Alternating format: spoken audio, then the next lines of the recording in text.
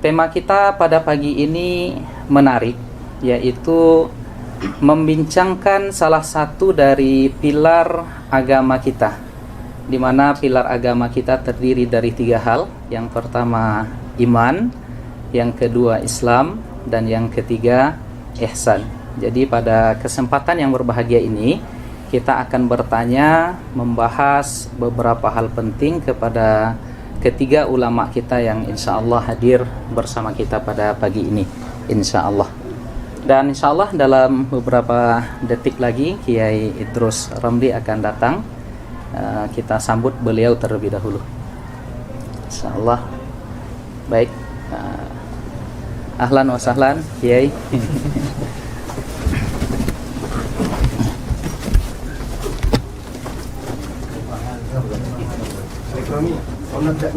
Nabda min al-awwal.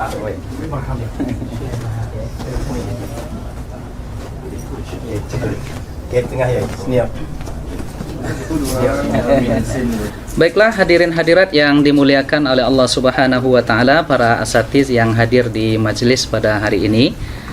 Untuk tidak memperpanjang mukaddimah, kita langsung akan berdiskusi santai dengan ketiga alim ulama kita yang hadir pada pagi ini bersama kita, di mana tema besar kita pada hari ini adalah meluruskan stigma negatif terhadap tasawuf.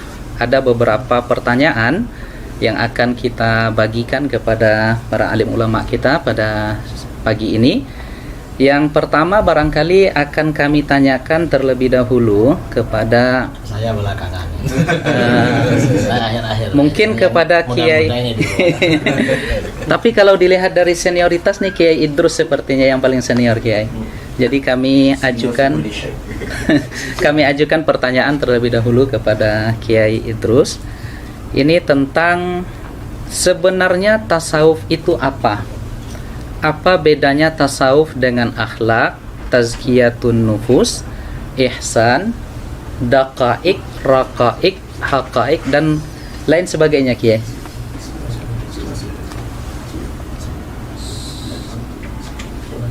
Ya, assalamualaikum warahmatullahi wabarakatuh. Waalaikumsalam warahmatullahi wabarakatuh. Tasawuf itu nama satu disiplin ilmu. Dibilang akhlak ya memang akhlak, dibilang ihsan ya ihsan, kemudian dibilang raqaik juga raqaik, ya terserah. Cuma yang populer memang tasawuf, dan orang-orangnya disebut sufi. Karenanya tidak ada orang disebut akhlaki, nggak ada. Yang ada ya memang sufi. Dan akhlak itu diantaranya ya bagian daripada ajaran tasawuf. Saya kira begitu. Baik, berarti bahasa atau narasi akhlak, tazkiyatun nafs, ihsan, tasawuf itu sama, Kiai ya? Sama. Substansinya sama. Ya, substansinya memang sama. Karena para ulama kita ketika mendefinisikan tasawuf ya ilmu untuk mengetahui ahwal tazkiyatun nafs. Baik. Kemudian ketika membicarakan tasawuf, dasarnya hadis tentang ihsan. Kemudian yang dibahas di dalam ilmu tasawuf juga akhlak-akhlak. Jadi itu artinya ya intinya sama antara tasawuf, akhlak, ihsan. Cuma kalau tasawuf ini lebih khusus daripada akhlak. Karena kalau akhlak, kalau istilah akhlak, semua firqah, semua tawaif di dalam Islam menerima. Hatta orang-orang yang anti tasawuf itu menerima pada akhlak.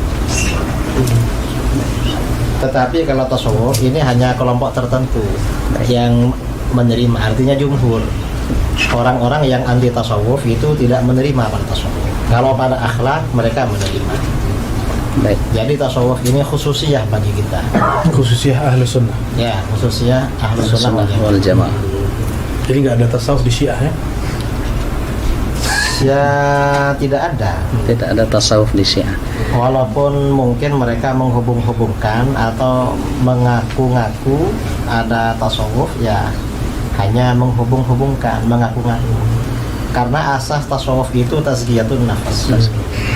termasuk tazkiyatun nafas itu kan menyucikan hati dari prasangka yang tidak baik. Syiah itu prasangkanya kan tidak baik pada sahabat, pada siapa. Jadi memang tidak ada tazkiyah. Baik, sahih. Terima kasih Pak Kiai Haji Idrus Ramli atas jawabannya yang begitu luar biasa. Kemudian kita ingin mengelaborasi sedikit, ya, menambah lagi. Ini kami tujukan kepada Al-Ustadz Profesor Ustadz Abdul Somad. Apakah bertasawuf itu mesti bertariqah, atau apa hubungan tarikat dengan tasawuf itu, Ustadz? Silahkan, tafadhol, Ustadz. Bismillahirrahmanirrahim. Assalamualaikum warahmatullahi wabarakatuh. Guru kita Al-Mukarram Kiai Haji Muhammad Idrus Ramli, Buya Dr. Ar-Razi Hashim.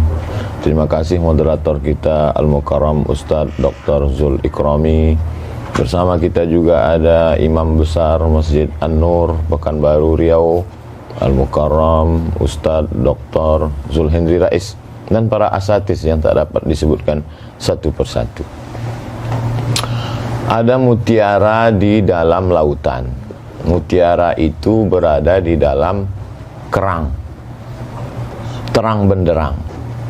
Tidak mungkin bisa mengambil mutiara itu kalau tidak naik sampan. Sampannya itu adalah syariat. Lalu kemudian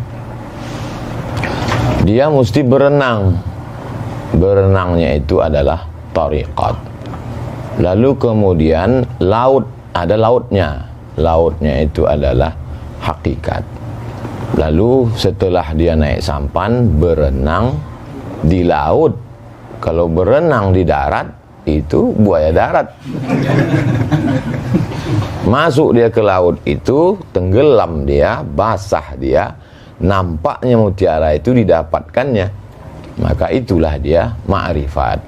Tentu dengan proses yang panjang. Ketika Al-Ghazali Abu Hamid ditanya apa itu ma'rifat, kata Imam Al-Ghazali, nurun yaqdhifullahu fi qalbi abdih, cahaya yang ditembakkan Allah, dipancarkan ke dalam hati seorang hamba. Buah daripada riyadhahnya, buah daripada melawan hawa nafsunya yang zahir dan yang batin. Itulah dia. Lalu kemudian apapun nama kapalnya, ada kapalnya kebetulan dinakhodai oleh Syah Al-Imam Bahauddin Naqsyabandi, maka kapal itu namanya kapal Naqsyabandiyah.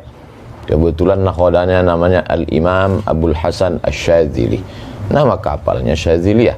Kebetulan nama nakhodanya Al-Imam Abdullah Asy-Syattari, nama kapal itu Syattariyah. Nama nakhodanya Muhammad bin Abdul Karim Samman, nama kapalnya Sammaniyah. Semua kapal-kapal ini berada di lautan La ilaha illallah Muhammadur Rasulullah. Maka insya Allah akan sampai. Jadi yang tidak sampai, yang tidak melewati jalan, atau dia bersikut-sikutan di jalan itu, maka itu yang tidak sampai. Makanya ketika para masyayikh itu bertemu, maka mereka bertemu karena memang diawali dari, kalau kata Al-Imam Syekhul Islam Zakaria Al-Ansari, kata dia ini adalah ilmun, suatu ilmu, yu'rafu bihi, dengan ilmu ini bisa diketahui ahwali tazkiyatin nafs. Setelah tazkiyatin nafs, tasfiyatil akhlaq. Setelah itu ta'miril zahir wal batin. Puncaknya adalah linailis sa'adatil abadiyah. Jadi kalau ada orang mengatakan saya tidak bertarekat, langsung saja kita tanya nama dia, nama kau siapa? Nama saya, kebetulan dia orang Melayu, Atan misalnya. Berarti dia sudah membuat namanya tarekat Ataniyah. Dia membuat jalan sendiri. Kalau saya tak sanggup, saya membuat jalan.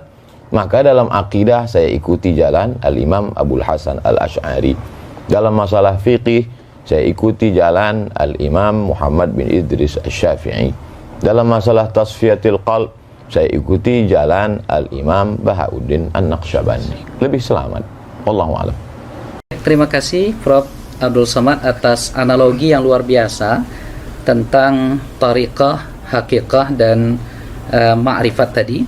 Sekarang kita kepada Abuya Dr. Ar-Razi Hashim, masih turunan tentang pertanyaan tadi. Jadi jika begitu Buya, jadi tariqah itu sesungguhnya apa? Lalu yang kedua, di dalam tariqah itu ada istilah yang kita dengar, yang jamak kita ketahui, yaitu istilah suluk. Nah, kemudian selanjutnya kita juga mendengar ada bai'at terhadap tariqah tertentu. Nah, ini bagaimana sesungguhnya Buya? Dipersilakan. Izin Pak, ya. Izin Syekh Musa. Ya, betul. Ada kata suluk ya, ada bai'at, Ada bai'at, tariqah. ada tariqah. Tadi sudah sangat gamblang disebutkan tariqah itu jalan. Jadi kalau bahasa saya sederhana, mau jadi dokter tapi nggak kuliah, bisa nggak? Nggak bisa. Nggak bisa. Nggak bisa. Mau usul kepada Allah tapi tidak bertariqah.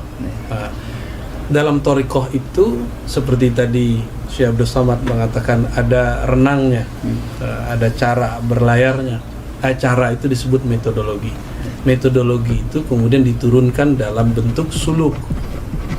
Kemarin masih ingat kita waktu duha kemarin baca kitab Tartibus Suluk. Suluk.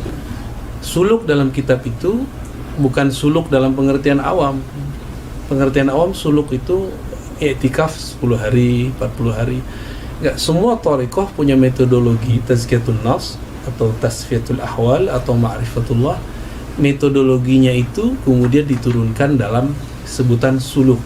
Maka suluk artinya menempuh jalan. Menempuh jalan. Man salaka tariqan. Tariqan. Jadi pasangannya pasti tariqan. Nah, di situ ada yaltamisu bihi ilman. Nah, ilmu ini macam-macam. Ada ilmu billah, ada ilmu bi ghairillah. Kita bagi dua aja. Nah, tariqah itu suluk ila tariqillah. Suluk jalan, menempuh jalan kepada Allah SWT.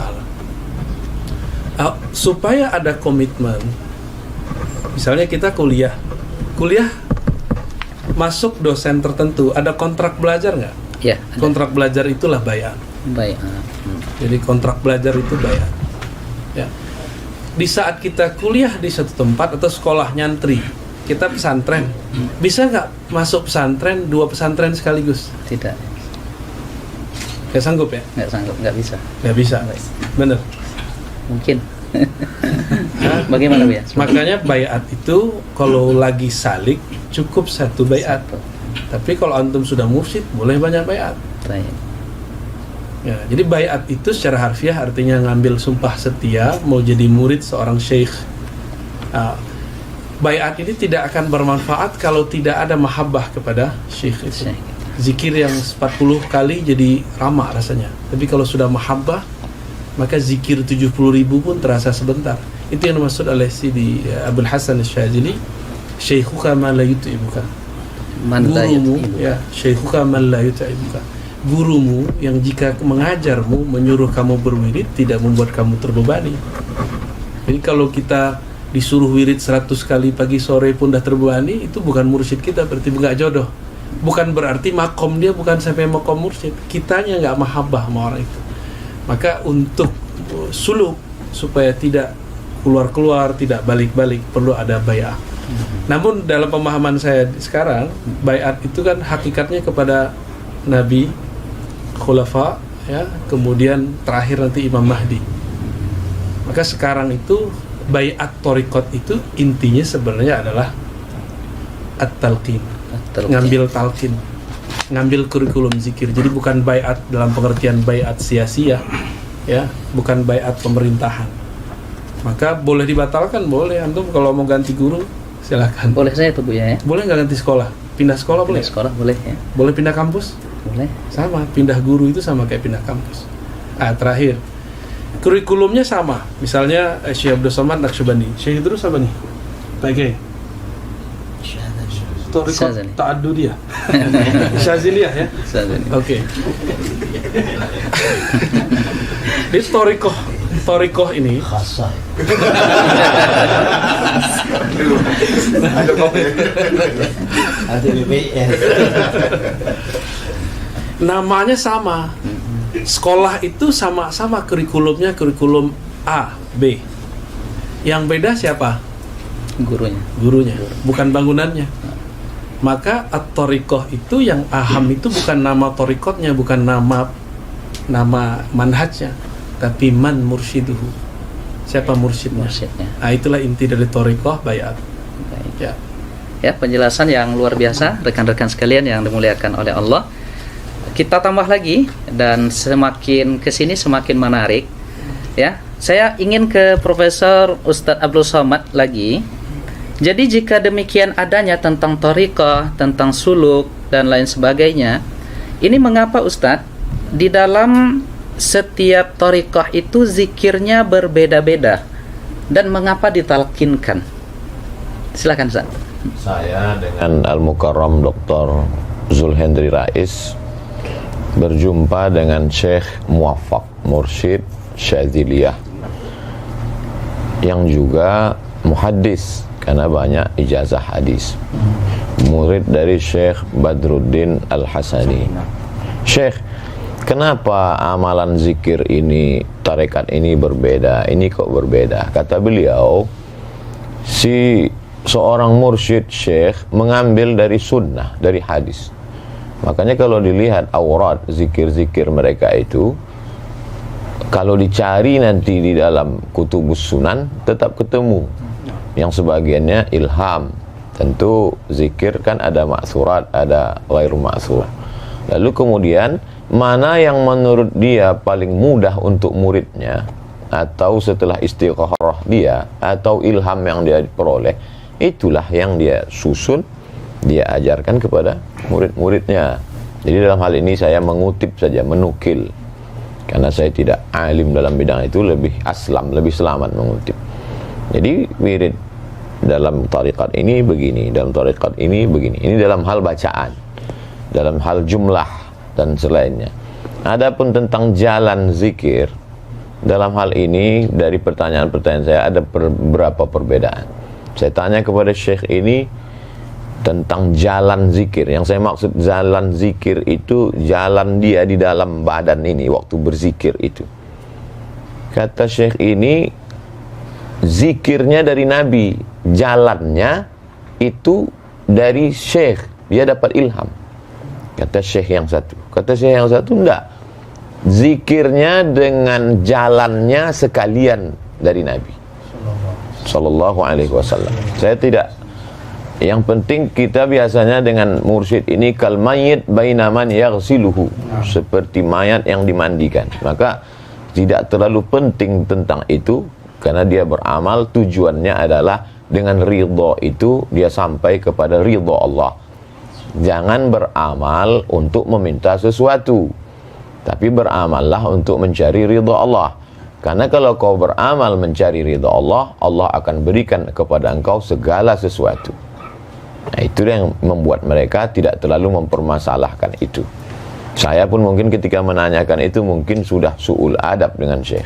Ini apakah zikirnya dengan jalannya, atau zikirnya dari Nabi, jalannya dari Syekh? Apa tadi pertanyaan kedua? Saking banyaknya pertanyaan. Kemudian kenapa ditalkinkan? Kenapa mesti ditalkinkan? Kalau ada orang mempermasalahkan, Abdul Somad sudah talqin tarekat, maka dia sudah bid'ah.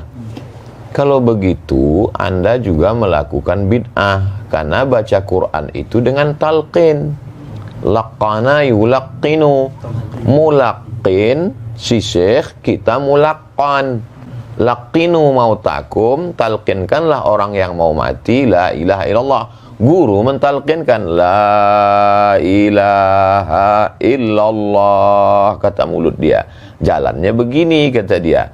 Maka talqin itu metode pendidikan dalam Islam. Bagaimana kita tahu membaca alif lam mim? Itu kan dari talqin. Kalau dari PDF, alama, alam nasrah dengan alif lam mim sama tulisannya. Syekh Muhammad Mutawalli Sya'rawi pertama tahfiz Quran kan gitu, dikomplainnya gurunya. Tunjukkannya. Ini alif lam mim. Kenapa di sini bacanya alam? Kenapa di sini alif lam mim? Itu tahu lewat talqin. Belajar hadis pun melalui talqin. Jadi kalau ada orang mempermasalahkan talqin dalam zikir, maka bermasalahlah semua ilmu kita ini. Jadi talaqi, musyafahah itu adalah nama lain dari talqin. Hadis, akidah, kita ini rata-rata kita bertalqin ke guru kita. Maka siapa yang tak bertalqin berarti dia dapat dari mana? Dari buku. Tahammul wal ada, level yang paling rendah adalah wijadah. Wijadah ketemu. Ketemu di mana? Ketemu di buku, walaupun itu diakui, tapi dia tetap mesti bersambung. Dalam hal zikir, dia tidak sekedar ilmu, tapi di sana ada mauhibah, di sana ada barokah, di sana ada faid, limpahan, limpahan dari tuan-tuan guru. Itulah yang kita harapkan. Maka dengan duduk ini mudah-mudahan kita semua mendapatkan limpahan faidul barakah dari Kiai Idrus Ramli, dari Buya Ar-Razi Hashim. Tapi yang paling banyak mengharapkan ini pasti barokah dari Kiai Idrus Ramli. Termasuk Buya Ar-Razi pun ingin mendapat. Wallahu a'lam. Terima kasih Prof. Abdul Somad ya, yang sudah menjelaskan dengan begitu gamblang ya tentang sebegitu indahnya. Jadi apa yang disampaikan oleh Ustaz Abdul Somad dengan Buya Ar-Razi Hashim dengan Kiai Idrus Ramli tadi, sesungguhnya apa yang kita tanyakan dengan seluruh jawaban mereka tadi menampakkan keindahan pilar ketiga di dalam ajaran agama kita itu, yaitu tentang ihsan. Nah, kalau begitu Kiai, saya ingin ke Kiai Idrus Ramli lagi.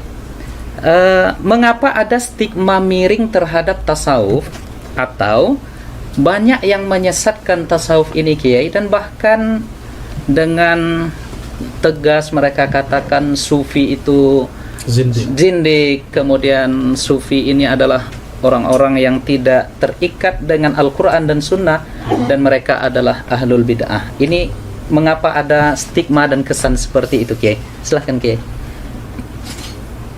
Ya, terima kasih ya. Stigma sebagian orang bahwa tasawuf itu sesat, itu kebanyakan karena mereka tidak tahu. Jadi kata Imam Ghazali dalam kitab Yahya, sering beliau sampaikan, an-nasu a'da'u ma jahilu. Manusia biasanya memusuhi apa yang mereka tidak tahu. Coba mereka tahu, tidak akan begitu. Seperti misalnya juga seperti sebagian orang-orang ya, orang-orang yang tidak suka tasawuf bilang bahwa ajaran-ajaran tasawuf itu bertentangan dengan Al-Quran dan Sunnah. Padahal orang sufi itu paling rajin baca Quran. Paling rajin baca. Syaratnya sufi harus rajin baca Quran, rajin zikir, rajin sholat. Itu kan dari Al-Quran Sunnah semua. Kemudian juga masalah bertentangan dengan Sunnah. Dan ilmu tasawuf seperti disampaikan oleh Imam Junaid Al-Baghdadi. Ahlus Sunnah ini imam mazhabnya dalam tasawuf Junaid bin Muhammad Al-Baghdadi. Imam Junaid Al-Baghdadi mengatakan ilmuna hadza muqayyadun bil kitab was sunnah. Ilmu kita ini diukur, dipagari, dibatasi, diatur dengan Al-Quran dan Sunnah. Bahkan ya kata beli artinya apa? Seorang ulama sufi, seorang mursyid itu harus ahli tafsir, harus ahli hadis. Kalau tidak ahli tafsir, tidak ahli hadis, maka gak bisa menjadi teladan dalam ilmu tasawuf. Itu kata Imam Al-Junaid Al-Baghdadi. Dan para ulama sufi ini dasar-dasarnya kembali pada Al-Quran, pada Alkitab dan Sunnah, lebih dari itu. Karenanya kalau kita membaca biografi para ulama sufi atau biografi para ulama ahli hadis lah, ada kitab biografi ahli hadis seperti kitab Tazkiratul Huffaz karangan Imam Az-Zahabi. Biasanya kalau pakar-pakar hadis, dokter hadis seperti Tuan Guru Ustaz Abdul Somad, Tuan Guru UZR ya, ini tahu kalau kitab-kitab itu. Tahu ini dokternya hadis Pak? Bukan. hadas.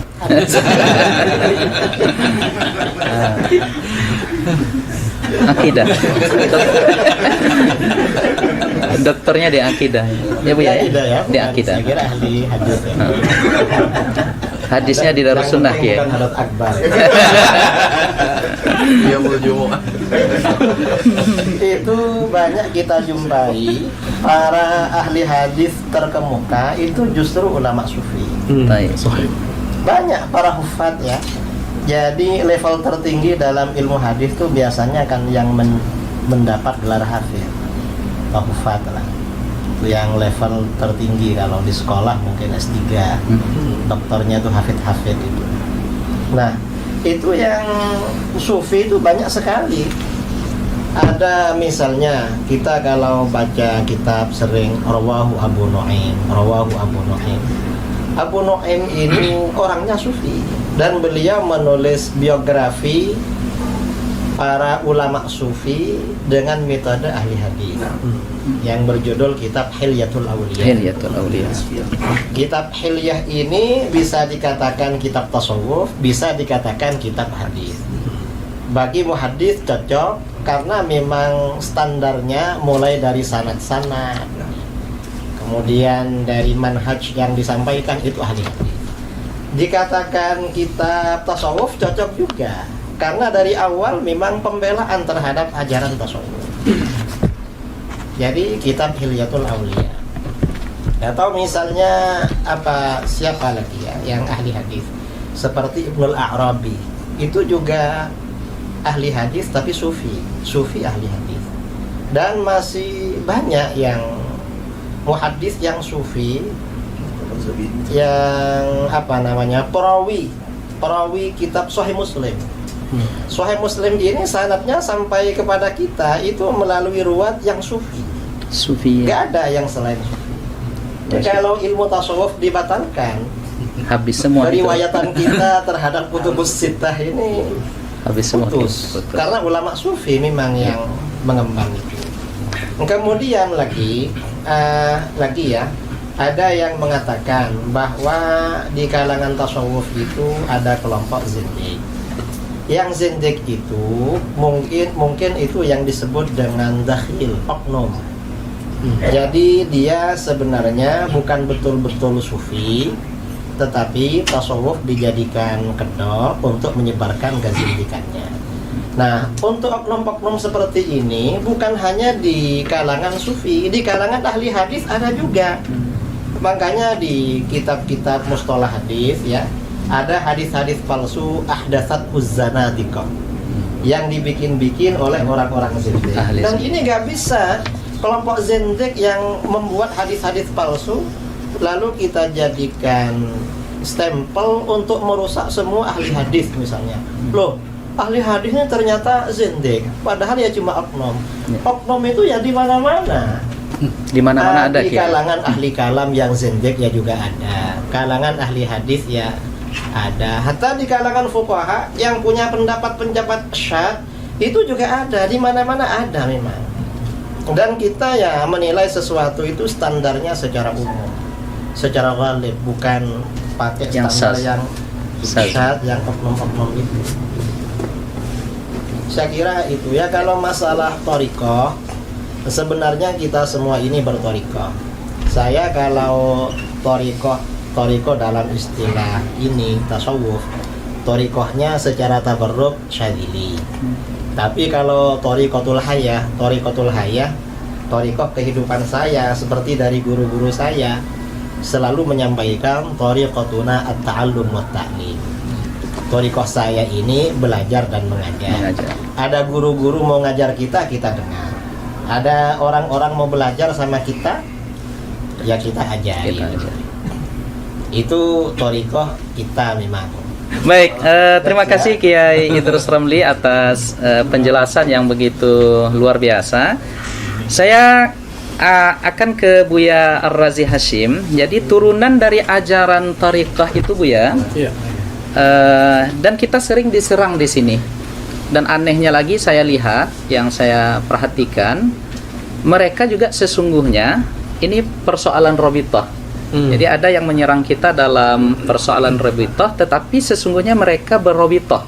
Allahumma innaka ta'lamu anna hadhil quluba qad istama'at, dan itu mereka sebut juga sebagai kawan-kawan kita sebagai doa rabithah. Iya. Nah, sekarang rabithah itu apa, Buya? Dan apakah betul rabithah itu dalam tanda kutip mempertuhankan guru? Kadang kita di ribat-ribat di majelis kita itu ada foto-foto guru kita, dan kita dituduh oleh sebahagian sahabat-sahabat kita ini mempertuhankan, mengqadasahkan guru. Nah, jadi bagaimana ini, Bu ya? Silakan, Bu ya. Ya, para pembenci tasawuf itu kurang mengerti bab cinta. Rabithah itu adalah alaqatul hub baina syekh wal murid, baina al-murid wa syekh. Jadi hubungan cinta antara guru, murid dan guru. Seharusnya rabithah itu, jadi kita bagi, ada ar-rabithah al-kubra, ada ar-rabithah as-sughra. Yang paling pantas kita ikat cinta itu hanya kepada Allah. Allah hanya bisa lewat Rasulullah. Maka rabithah yang kubra itu cuma kepada baginda Rasulullah SAW. Namun karena kita tidak bertemu Rasulullah, maka Nabi mengatakan, tuba liman ra'ani, tuba liman ra'ani. Kalau enggak bertemu aku, kan tadi beruntung yang bertemu aku, melihat aku. Ya sudah, tuba liman ra'a man ra'ani. Itu rabithah. Itu dalil rabithah yang pertama yang paling sahih. Ya. Dan disebutkan di riwayat Ahmad, Nabi mengulangnya sab'an. Berarti 7 kali. Liman ra'a man ra'a man ra'a man ra'a. 7 generasi. Ya. Terus dalam hadis Imam Ibnu Majah ada yang semakna, Ahmad juga ada, Abu Nuaim dalam Hilyah tadi disebut oleh Pak Kiai Idrus. Nabi ditanya 2 lafaz, man awliyaullah, yang kedua man khairun nas. Apa jawaban Nabi? Man idza ru'u dzukirallah. Itulah dalil rabithah terkuat. Dan cara rabithah ada di situ. Siapa yang jika dia dipandang, divisualkan, diingat, maka mengingat mereka, memandang mereka, menghantarkan kita kepada Allah Subhanahu wa taala. Itulah rabithah yang hakiki. Ya. Dan itu mesti bersanad. Ya. Mesti ditalkinkan. Ya. Jadi itu dalil rabithah. Apa masih kurang? Iya. Artinya semua amalan-amalan yang ada atau praktek di dalam dunia tasawuf itu ada dalilnya dari Al-Qur'an dan Sunnah, Ibu ya. Nah, sekarang ru'u kan dipandang. Ya, dipandang. Karena kita susah membayangkan guru, boleh nggak kita ambil foto guru taruh di rumah? Iya. Boleh nggak? Boleh. Kalau memandang foto beliau membuat kita ingat ilmu beliau tentang zikrullah, maka bagian dari rabithah. Dulu kalau orang-orang Pariaman di matamnya itu, di rumah makannya ada foto Angku Salih. Ya. Angku Salih itu dulu berkalam, kalau fotoku ada di rumah kalian, tapi kalian tidak sholat, tolong dicopot, tolong dibakar. Berarti rabithahnya nggak nyambung gitu. Ya, terputus, Bu ya. Nah, itu salah satu contoh rabithah. Ya. Nah, terima kasih, Bu ya. Saya ke Profesor Ustadz Abdul Somad. Jadi Ustadz, di dalam pengamalan tasawuf itu ada di antara teknik zikir itu yang mereka berdiri, Ustadz. Mereka berdiri, dan ini saya pernah menyaksikan beberapa kali, terutama di Sudan ada tariqah Samaniyah yang mereka berzikir la ilaha illallah itu berdiri dan berkeliling. Nah, jadi ini seperti apa sebenarnya, Ustaz? Karena ini kita yang mengamalkan ini juga diserang, dituduh, dan bahkan dibid'ahkan juga. Silakan, Ustaz. A'udzubillahi minasyaitonirrajim. Alladzina yadhkuruna Allaha qiyaman. Mengingat Allah berdiri, wa qu'udan, kemudian duduk, wa ala junubihim, kemudian berbaring. Karena memang posisi manusia, siapapun dia, dimanapun dia, tak keluar dari 3 itu: berdiri, duduk, dan berbaring. Semuanya yadhkurullah.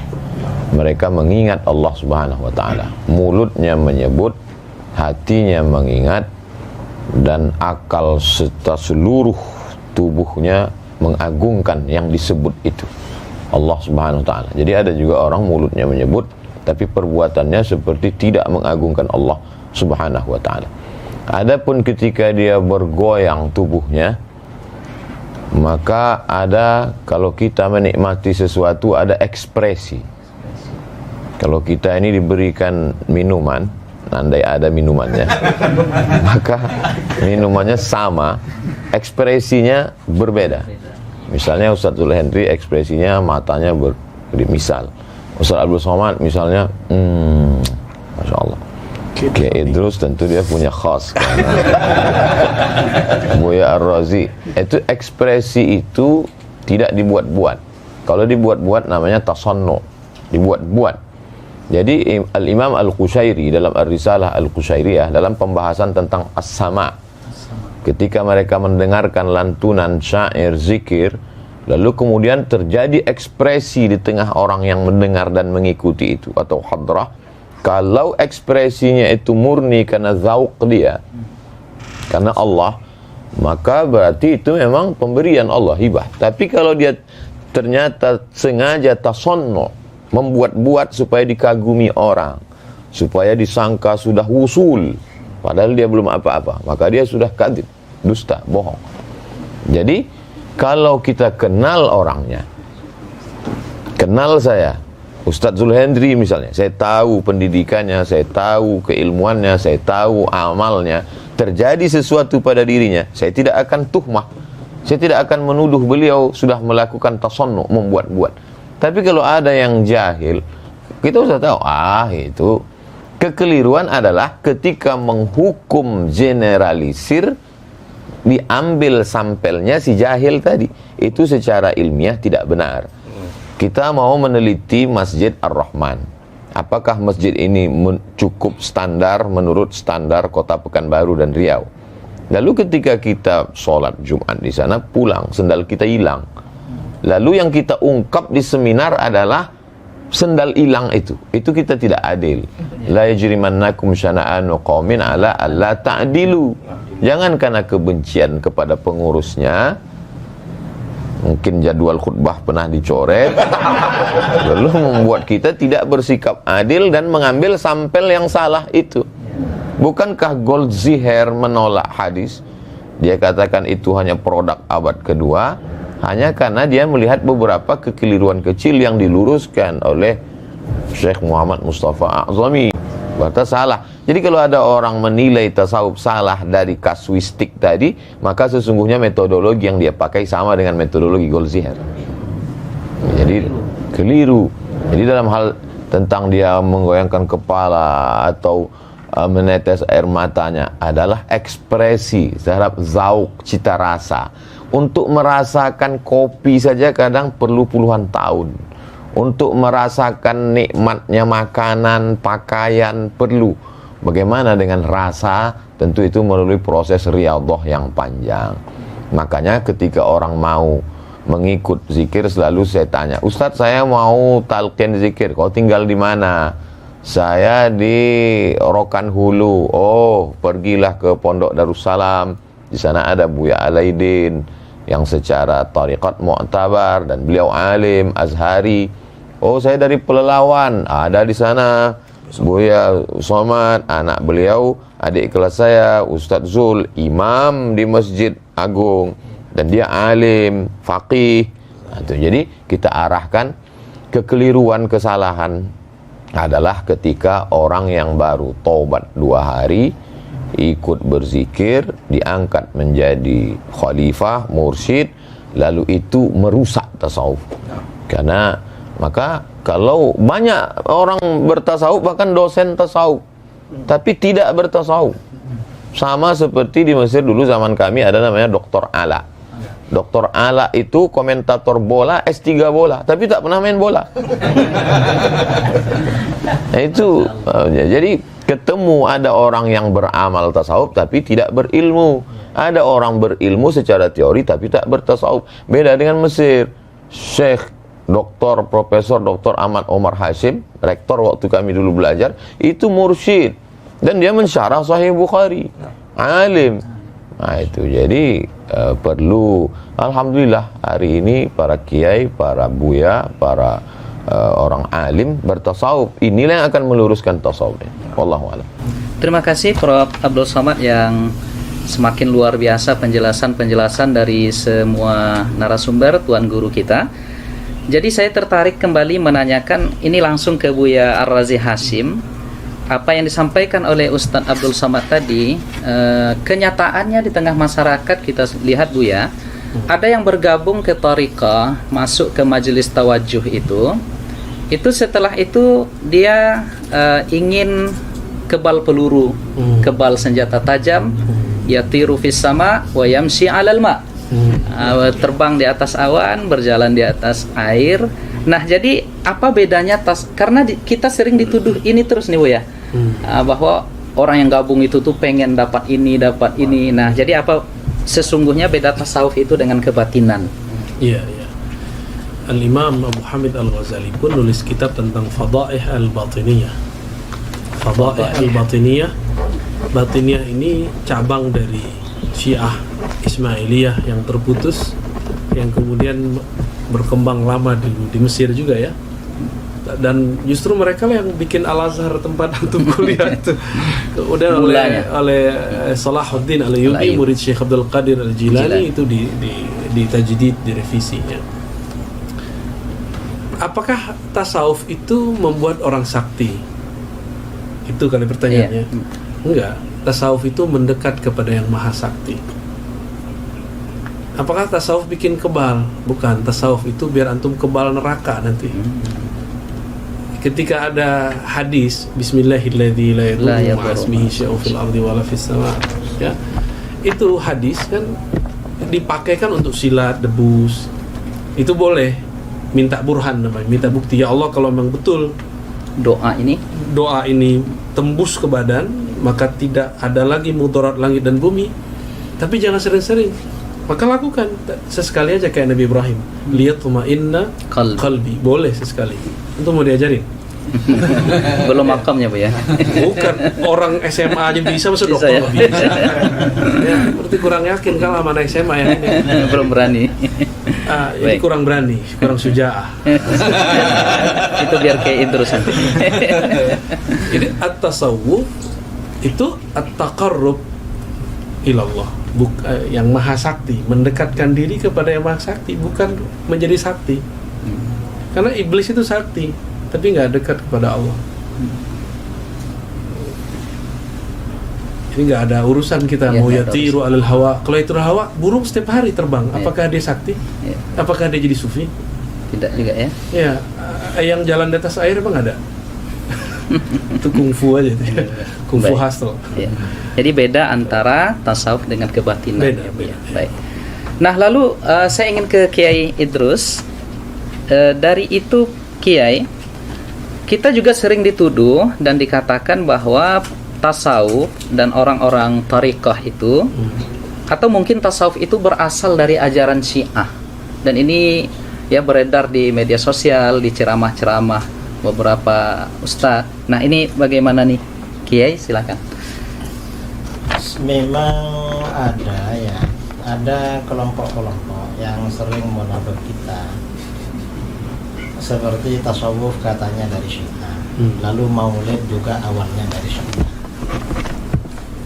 Ya itu ya hanya tuduhan saja.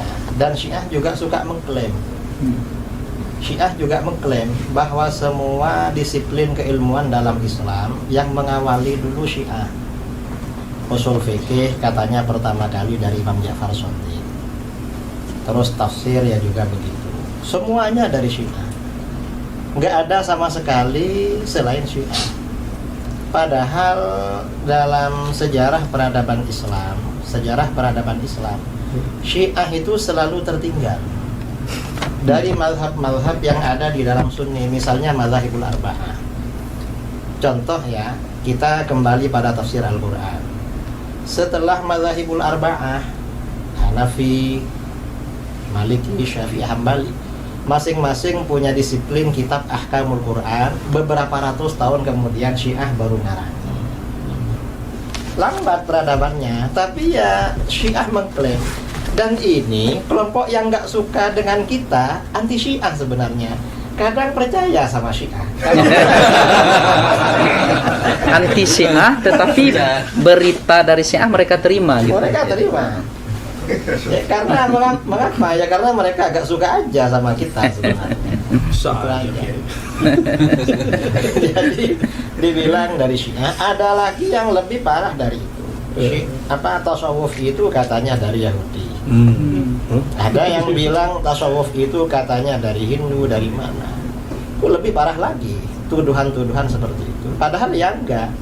Coba kita baca di Muqaddimah Hilyatul Auliya.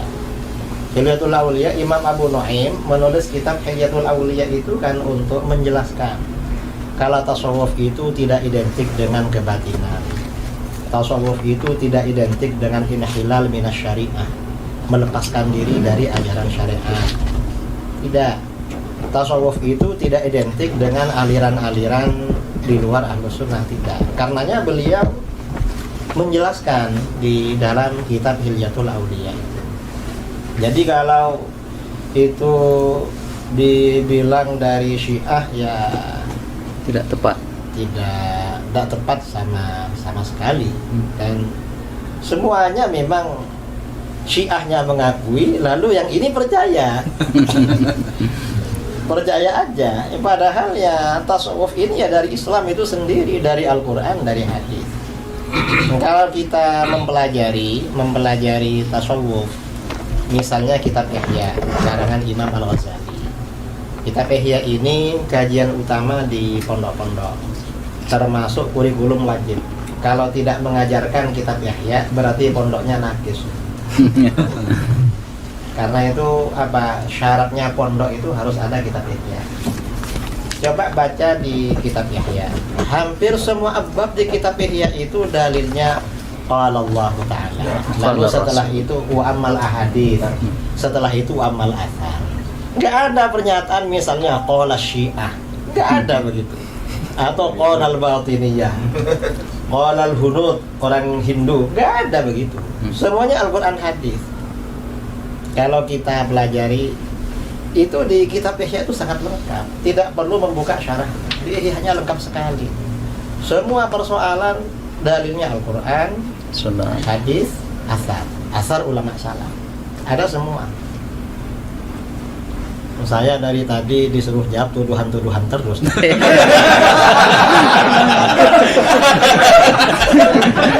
Moderator ya. Karena memang Kiai Idrus ini selama ini kita perhatikan menangkis subhat itu beliau Masya Allah, maka kita arahkan kepada beliau. Baik. Baik, terima kasih Kiai. Saya ingin kembali ke Prof. Ustadz Abdul Somad. Sebagaimana yang diuraikan di awal oleh Kiai Idrus Ramli tadi, tariqatuna hadhihi muqayyadatun bil kitabi was sunnah. Jadi tidak ada di dalam pengamalan tasawuf, di dalam kehidupan orang-orang sufi itu yang inhilal minas syariah, yang melenceng dari aturan syariah. Nah, sekarang kita dituduh Ustadz, ya, katanya seorang sufi apabila telah yakin sampai makrifat, ya itu bahasa mereka, itu diperbolehkan meninggalkan kewajiban-kewajiban syariat. Apa benar begitu, Ustaz? Mohon pencerahan. Ada seorang wali Allah, dia punya murid-murid. Murid itu pun diambil dari bahasa tasawuf. Arada yuridu, murid, orang yang punya keinginan yang kuat. Begitulah kuatnya pengaruh tasawuf di Indonesia. Sampai yang tidak ikut tasawuf pun disebut juga murid. Jadi bagi yang tidak suka tasawuf itu susah sekali. Nanti di sekolahnya tidak boleh pakai murid. Bid'ah. Nah, itu. Lalu kemudian murid-murid ini dia bawa ke majelis yang dikatakan wali tadi. Dia sedang berada di dalam masjid, sedang berzikir. Begitu mereka sampai, tiba-tiba yang dikatakan wali di dalam masjid tadi meludah di dalam masjid. Dia bersuku, meludah. Langsung dia membawa murid-muridnya pulang. Ayo kita pulang, ini bukan wali Allah, tapi wali syaitan. Kenapa? Karena mukhalafat, meludah dalam masjid itu bertentangan dengan sunnah. Itu disebutkan Imam Al-Qushairi yang kita baca Ramadan tahun lalu. Jadi betapa mereka berpegang kepada sunnah. Kemudian ada satu kitab yang ditahqiq oleh Syekh Abdul Halim Mahmud. Beliau dianggap sebagai sufi modern, menjabat Syekhul Azhar, dapat gelar doktor dari Sorbonne, Prancis. Dosen pembimbingnya Louis Massignon, Louis Massignon tulisannya. Dalam kitab itu dia bercerita tentang ungkapan-ungkapan mereka. Idza ra'aitar rajul, kalau kau lihat ada orang yatiru fil hawa, terbang di atas awan, yamshi 'alal ma, berjalan di atas air, la taghtar, jangan tertipu, tapi pandanglah bagaimana istiqomahnya dia dengan syariah. Lalu kemudian kalau engkau masuk ke dalam hutan, sampai di dalam hutan itu tiba-tiba burung-burung yang di atas pokok kayu itu mengucapkan salam. Assalamu alayka ya Abdus Samad. Maka pandanglah hatimu. Kalau dalam hatimu ada rasa bangga, oh akulah wali Allah, berarti kau sedang tertipu, maghrur.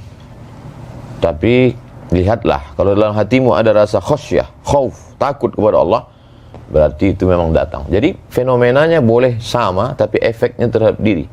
Jadi dia lebih banyak melihat dirinya, lebih banyak melihat ke dalam. Tuba liman syaghalahu aibuhu an uyubin nas. Lalu kemudian bagaimana seseorang itu berpegang kepada ikatannya.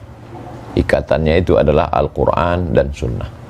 Kenapa mereka itu sanad terjaga sampai hari ini? Karena mereka mengikat dirinya dengan Quran, Sunnah, dan orang yang mengamalkan Quran dan Sunnah itu. Orang-orang tasawuf takzimnya ke guru luar biasa. Saya perhatikan mereka sebelum majelis.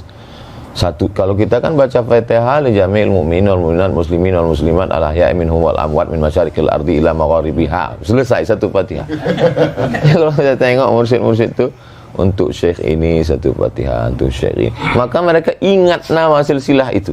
Kenapa mereka mudah mengingat sanad itu? Karena dikiriminya Fatihah satu-satu, karena dia ingat susunannya, urutannya, dan mereka itulah yang menjaga sanad itu. Itu salah satu bukti mereka berpegang dengan Quran dan Sunnah, dan juga orang-orang yang mengamalkan Quran dan Sunnah itu. Wallahu a'lam bishawab. Terima kasih Prof. Puas yang sudah menguraikan kepada kita dengan uraian yang juga sungguh luar biasa. Kemudian saya ingin langsung ke Buya Ar-Razi dulu, ya, karena kita lihat kajian-kajian Buya Ar-Razi ini banyak mengokohkan pilar yang ketiga ini tentang tasawuf, tentang kerohanian. Jadi sesungguhnya Buya, jika ada tiga pilar ini, apakah seorang muslim itu wajib bertasawuf? Mau jawab langsung Pak, jawab muter-muter? Langsung Buya. Muter dulu dikit nggak apa-apa. Kalau al-Islam melahirkan ilmu fikih, fikih ini kemudian melahirkan banyak mazhab yang kemudian Allah seleksi jadi 4. Tanpa bermazhab, tanpa berfikih, kita tidak tahu sholat kita sah atau batal. Lalu Imam Ghazali ditanya apa perbedaannya antara fikih dengan tasawuf. Kalau fikih ma'rifatus sihhah, mengetahui yang sahih ataupun yang batil, sedangkan tasawuf ma'rifatul qabul warrad. Jadi terima tidak diterima itu para sufi sudah ada indikatornya, bisa dicek dan itu jelas ilmiah. Mengetahui sholat saya diterima oleh Allah atau tidak. Jadi kalau ahli fikih bilang hanya Allah yang tahu sholat terima, berarti dia belum belajar tasawuf. Kalau dia sudah belajar kitab Ihya Ulumuddin yang tadi disebut Kiai Idrus, itu mereka akan mengerti bahwa sholat saya pasti diterima nih, atau tidak diterima. Namun diterima pun dia tetap istighfar. Kenapa? Sebagus-bagus sholat kita tidak akan pernah sama dengan sholat Nabi. Sallu kama ra'aitumuni usalli. Maka Nabi kasih kalam yang indah, itu tashilan lana wa rukhsatan lana. Kama ra'aitumuni. Nabi enggak mengatakan sallu kama usalli. Itu kan gawat kalau begitu. Bisa-bisa enggak sholat kita. Tapi kama ra'aitumuni, sebagaimana engkau memandang, melihat. Mandang Nabi enggak? Tidak langsung. Maka kita mandang orang yang punya sanad kepada Nabi. Bersanad kepada Nabi secara zahir, itulah mazhab fikih. Lalu Nabi mengajarkan, kalau engkau sholat bacalah wajah tuh. Itulah qalbu. Ketika takbir kecilkan dirimu. Itulah ajaran ruhani Nabi. Maka kalau kita bersolat cuma belajar rukun 13 tapi tidak belajar rukun khusyuk, antum sampai mati juga nggak khusyuk, kusut aja ya. Jadi bagi saya belajar tasawuf itu wajib. Karena itu pilar Islam, iman, ihsan. Ihsan itu wajib nggak? Iya, wajib. Cara untuk ihsan itu tasawuf. Cara tasawuf itu tarekat. Ma la yutimmu bihil wajib illa bihi fahuwa wajib. Ya. Baik. Terima kasih Buya. Ada 2 atau sekitar 3 pertanyaan lagi ya dalam 5 menit ke depan. Saya ingin ke Prof Uwas dulu. Jadi serangan lagi untuk karena ini sifatnya pertanyaan, tidak lagi tuduhan-tuduhan. Karena ini tidak tuduhan-tuduhan lagi, tidak syubhat lagi. 2 pertanyaan terakhir ini, Bro.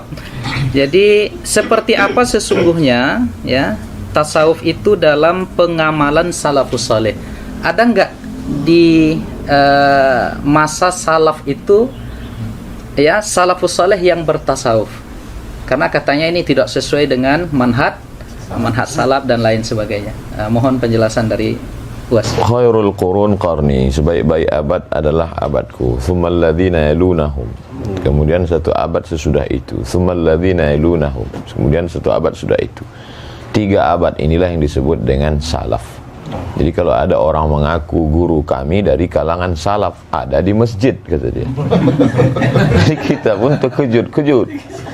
Kok bisa guru kau tuh hidup sampai sekarang? Jadi tentang Imam Ahmad bin Hanbal. Imam Ahmad bin Hanbal itu salaf karena meninggalnya tahun 241. Datanglah seorang perempuan bertanya ke Imam Ahmad bin Hanbal, apa hukumnya menjual kain tenun?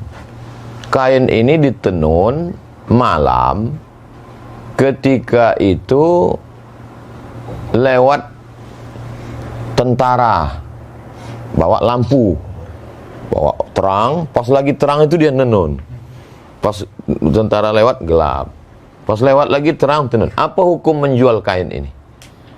Terus Imam Ahmad bin Hanbal nanya, Imam Ahmad tidak langsung jawab, dia tanya, kamu siapa? Saya adiknya Bishri Al-Hafi. Bishri Al-Hafi sufi. Itulah dalil bahwa salaf itu bertasawuf. Karena Bishri Al-Hafi sufi. Kata Imam Ahmad bin Hanbal, inilah warak yang tingkat tinggi, karena orang hanya menjaga dari yang haram. Kalau sekedar lampu, apalah bahayanya. Tapi dia takut itu menjadi hijab antara dia dengan Allah Subhanahu wa ta'ala. Lalu kemudian Imam paling tua di antara 4 mazhab, Imam Abu Hanifah, Imam Hanafi, pernah berdiri tegak kena panas. Lalu kemudian ditanya, Imam Hanafi kenapa tidak berlindung di bawah pohon kayu itu? Kata Imam Hanafi, orang yang punya pokok kayu itu minjam duit ke saya. Saya takut kalau saya berdiri di bawah pokok kayu itu, kullu qardin jarra naf'an fahuwa riba. Jadi sampai sehalus itu warak mereka, zuhud mereka. Jadi itulah yang dikumpulkan oleh para ulama, diantaranya dalam Al-Luma' At-Tusi, kemudian dalam Ar-Risalah Al-Qushairiyah, dalam kitab-kitab tasawuf. Kemudian barulah mengkristal susunan yang paling indah kalau dalam mustalah hadis Muqaddimah Ibn Salah, Ramah Hurmuzi sebelum itu, baru cantiknya itu pada Ihya Ulumuddin Imam Abu Hamid Al-Ghazali 505. Jadi kalau orang mengatakan mana salaf itu bertasawuf, ya kumpulkanlah. Nah, ini juga bagi penggemar tasawuf, dia dapat bahan banyak dari dialog kita hari ini. Bisa kumpulkan salaf bertasawuf, dalil-dalilnya, bagaimana mereka wara, zuhud, bagaimana mereka takut kepada Allah dan lain sebagainya. Imam Ahmad bin Hanbal ketika beliau sangat wara. Jadi sifat-sifat tasawuf itu ada pada diri mereka, walaupun mereka tidak menyebut dirinya sufi. Kebalikan dari yang sekarang, mengaku sufi tapi sesungguhnya sifat tasawuf jauh.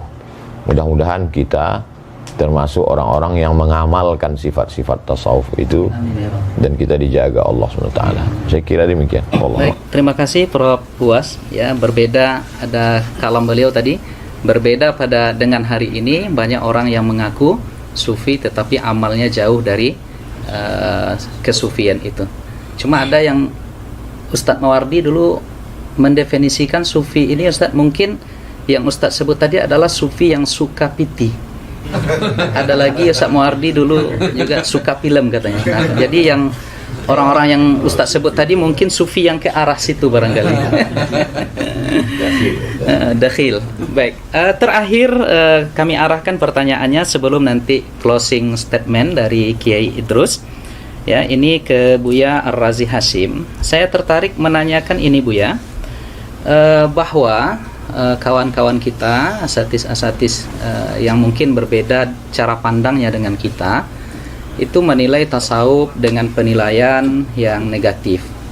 Padahal hasil sependek pembacaan kami, itu imam mereka, yaitu Imam Syekh Ibnu Taimiyah, itu bahkan di dalam Al-Bidayah dikatakan, saya melihat di sini, at-tabarruk bisyurbi ma'i ghuslih.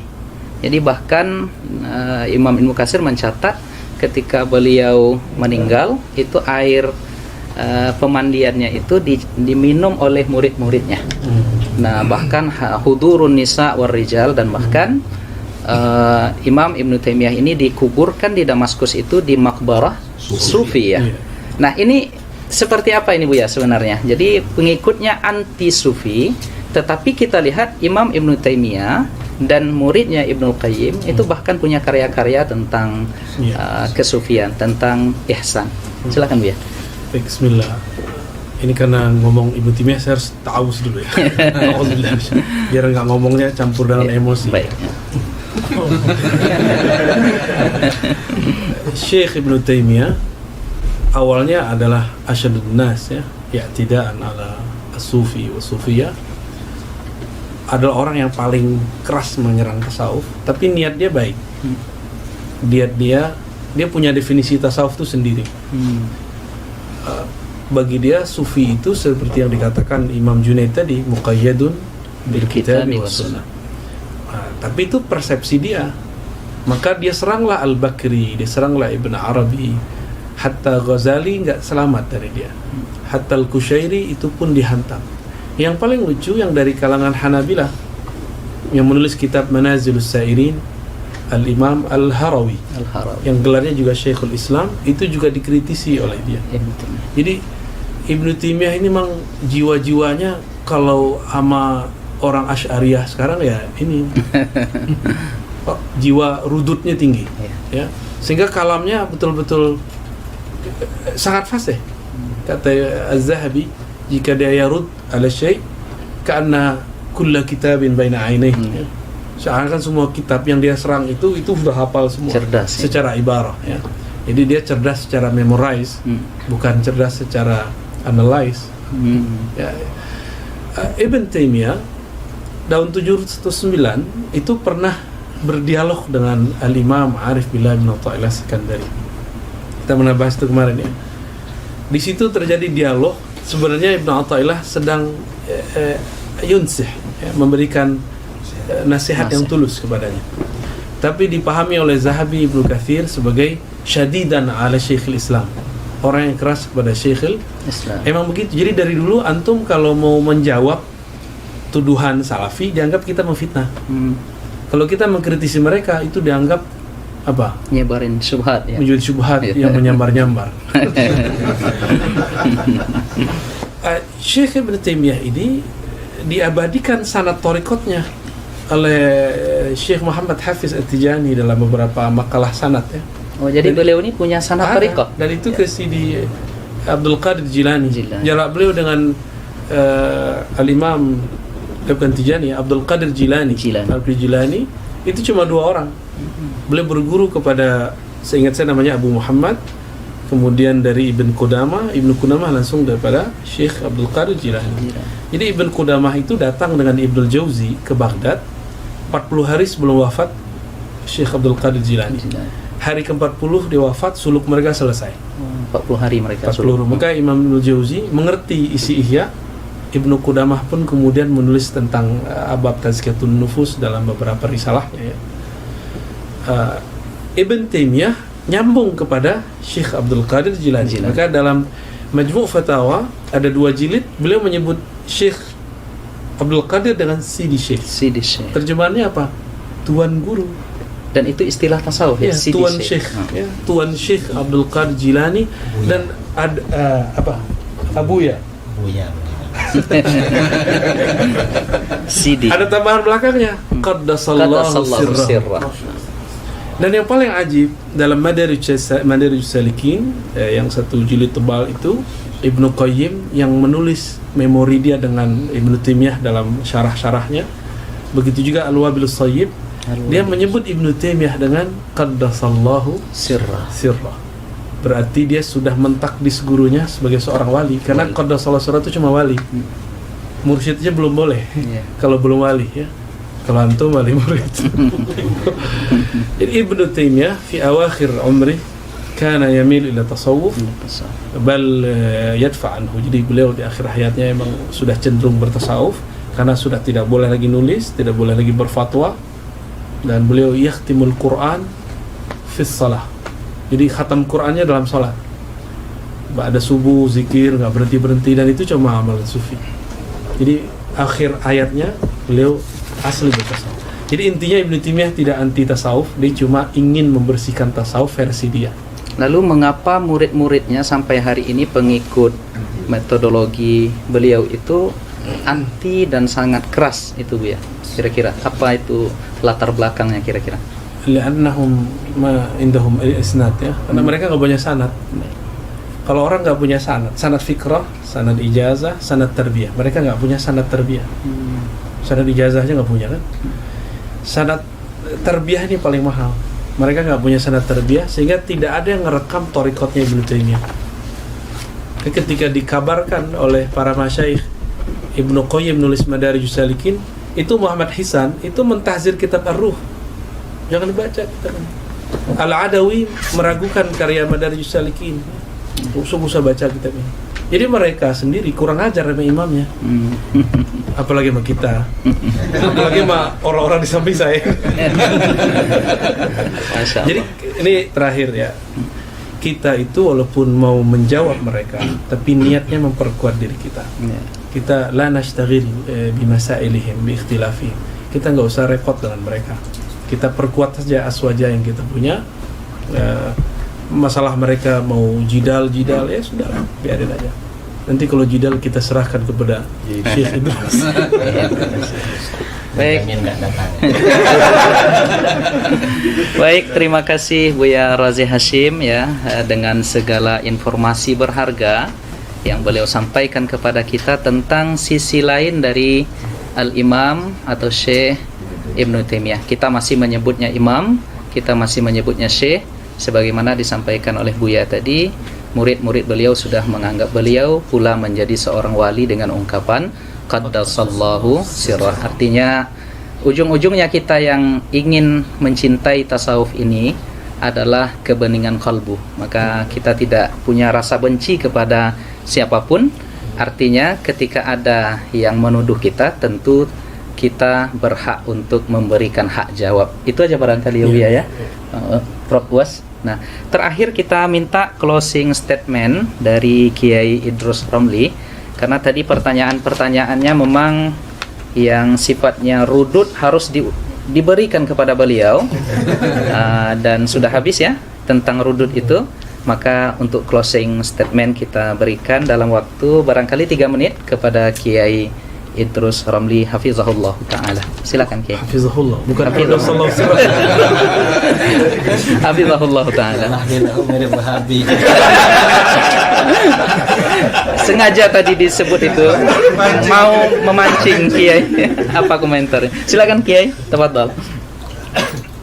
Terima kasih ya.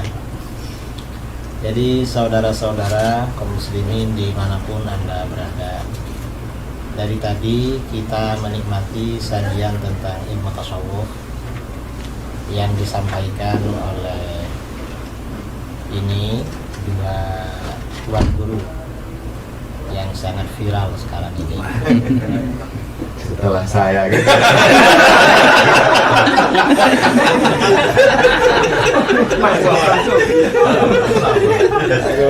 Ada ujungnya.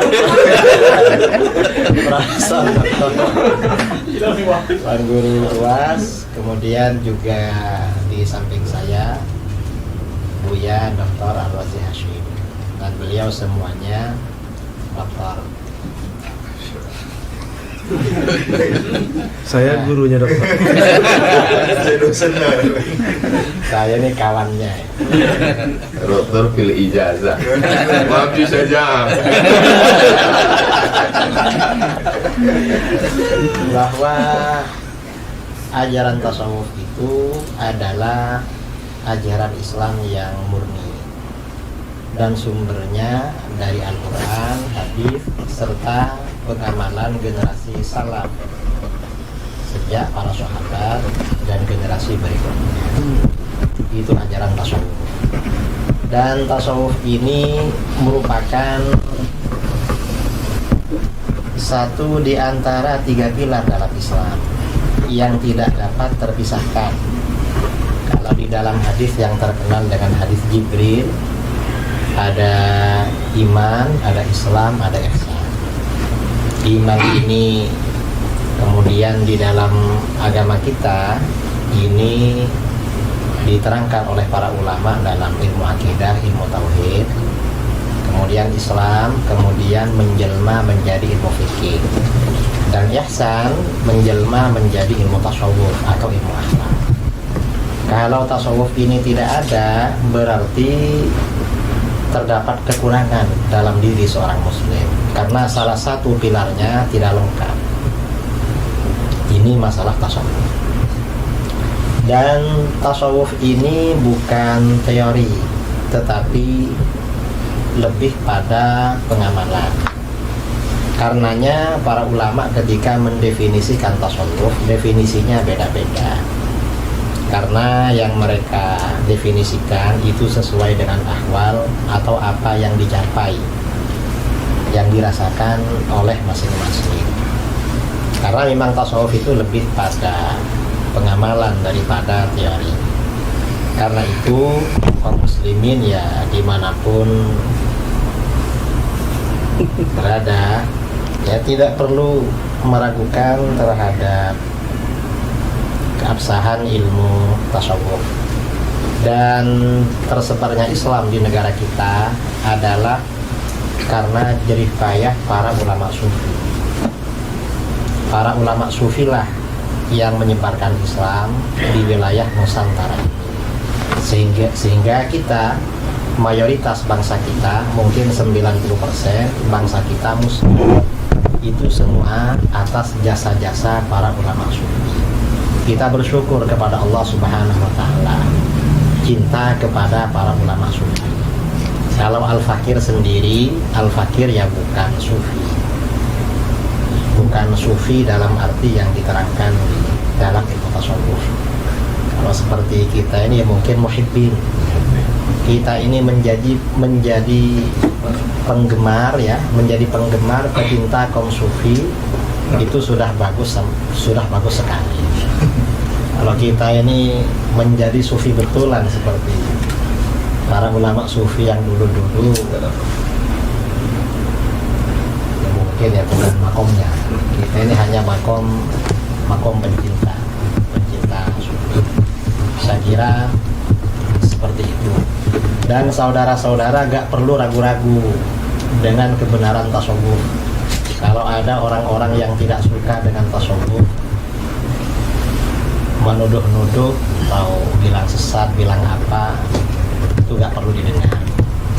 Karena mereka yang jelas mereka tidak masuk dalam dunia tasawuf dan bukan orang-orang sufi.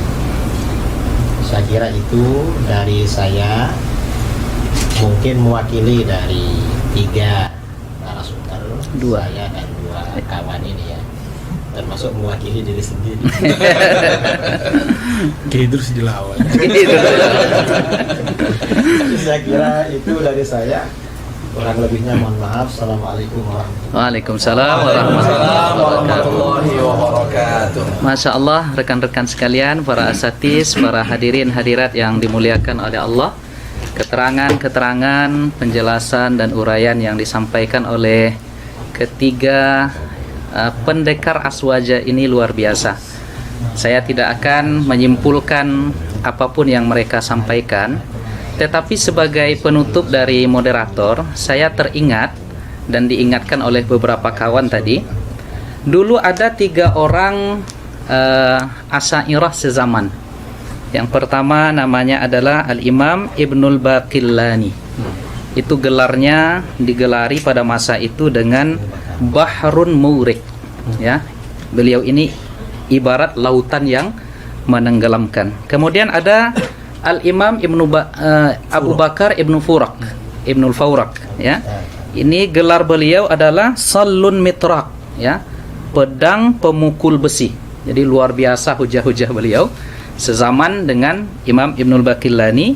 Dan ada lagi disebut oleh Imam Nawawi, beliau ini adalah Al-Ustadz Abu Ishaq Al-Isfirayini. Nah, ini gelar beliau adalah Narun Tuhrik. Narun Tuhrik, ya, api pembakar. Nah, sekarang agaknya kita boleh memberikan gelar kepada ketiga asatiz kita di sini, ya, rekan-rekan yang setuju, ya. Yang pertama kepada Buya Ar-Razi Hashim kita gelari dengan Barqun Lami', ya. Barqun Lami', kilat yang menyilaukan. Kemudian kilat yang menyilaukan, insyaallah dengan ilmu dan ruhani beliau. Kemudian kepada Yai Idrus, karena beliau biasanya garang, ya, untuk merudut segala, ya, mengkonter segala pemahaman-pemahaman yang keliru, kita gelari sebagai Asadun Qami', yaitu singa pemberangus. Karena beliau punya saja'ah, ya.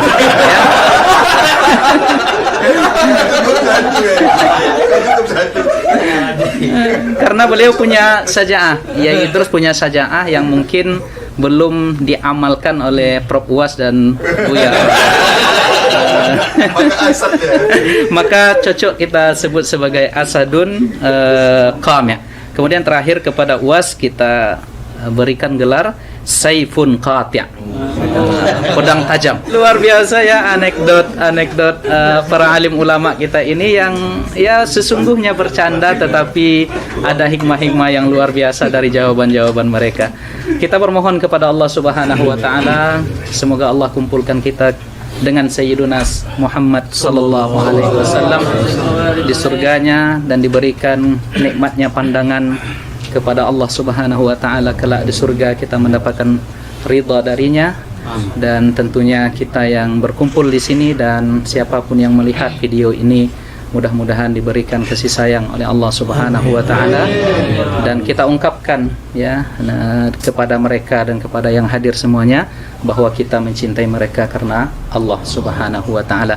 Demikian acara kita, diskusi kita pada pagi ini yang mengumpulkan 3 pendekar aswaja, yang mudah-mudahan ini memberikan pemahaman yang baik kepada seluruh yang mendengarkan. Dan banyak maaf dari kami yang membawa acara ini. Kita tutup dengan doa kafaratul majlis. Subhanallahumma wa bihamdika asyhadu an la ilaha illa anta astaghfiruka wa atubu ilaik. Wa barakallahu fikum. Semoga Allah jaga kita semuanya. Wassalamualaikum warahmatullahi taala wabarakatuh.